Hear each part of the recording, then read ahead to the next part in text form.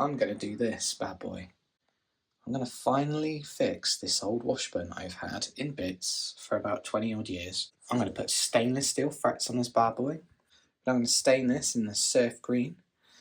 I have a lovely white mother of pearl scratch plate.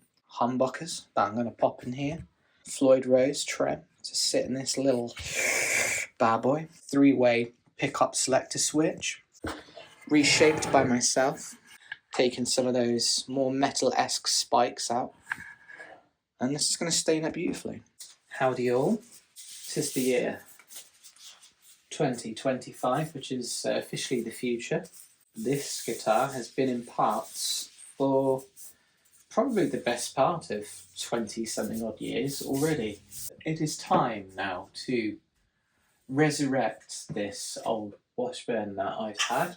The idea was this was always going to be seafoam green, or some kind of version that I like, Daffine Blue or Seafoam Green or Surf Green, and I had some spray cans for this, but it's a hell of a lot of effort when you don't have a decent setup for spraying. So I'm going to stain it because I've had some relatively good luck with staining, and so that's what I'm going to do. So I found some stain. It's not particularly just for guitars. It is a water-based interior wood dye. It's in a pastel colour called Beach Hut Green, which, to be honest, looking at it, it's pretty much surf green. And I'm about to just check it out and see what it's like. Ensure your wood is as clean as possible and free from previous finishes. Let's go with the back. And I've just got a trusty piece of cloth from an old shirt that I had. Here goes. Oh wow, okay, yeah, that is the perfect colour. Okay.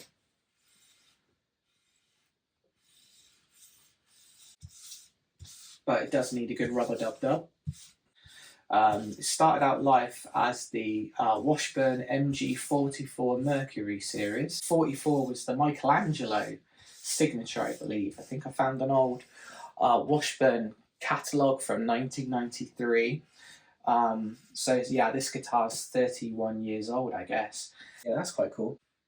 Just 2 humbuckers, neck and bridge that I got from, I want to say the company's called like Iron Knuckle or something like that. These are fine. How are they? Ah, here we are. Rolling Mills by Iron Gear. So that is the bridge. This is the neck one there. So I'm just going to put these pups, they're going in. That's a real nice subtle colour to it, actually, that stain. I don't know if the light's picking it up. That's the first coat. It's already, like, I mean, this is pretty much dry already. Hey, we're here. Let's do it. Let's just do the other side as well. I'm more than happy to commit to this now. This reminds me of the Ibanez BSB finish, which was very matte, very dry, and kind of looked a bit scorched and burnt in places as well. That's kind of cool. Looks very similar in tone. I think that's one of the things, you got to trust the process, you got to trust the tools, you got to trust the paint will fill in those gaps and not appear as streaky as you think they're going to be. I'm quite happy with for a first coat. By the second and third, it should be much better, and then when I put a clear coat like lacquer to bring out the luster, then that's going to help loads too. Coat 1, quite happy with that. That doesn't look terrible or a million miles away from the colour I was predicting it would look like. So that's great, and I'm going to leave that. Jobs are good.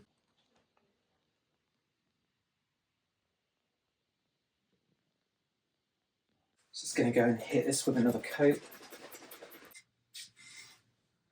I say it's a stain, it's not a paint, it's not a lacquer, it's not going on particularly glossy or anything like that. I'm just going to rub down. I'm always trying at least go in one way, you know, one direction.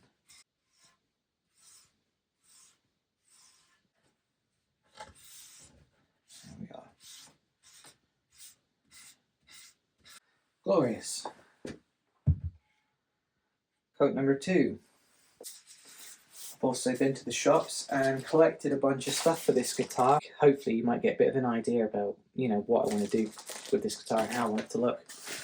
Howdy, so I have some goodies.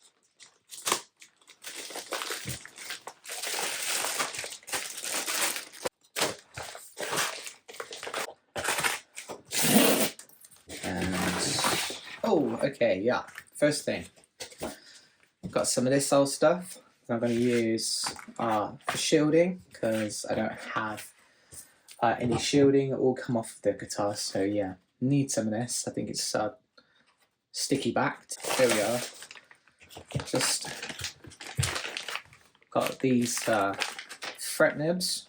Snip snip. New little hammer. I've been slowly building up and getting more and more guitar based tools as time has gone on. Too expensive just to buy it all in one go, you know. A jack for the guitar, so I needed a new one of those.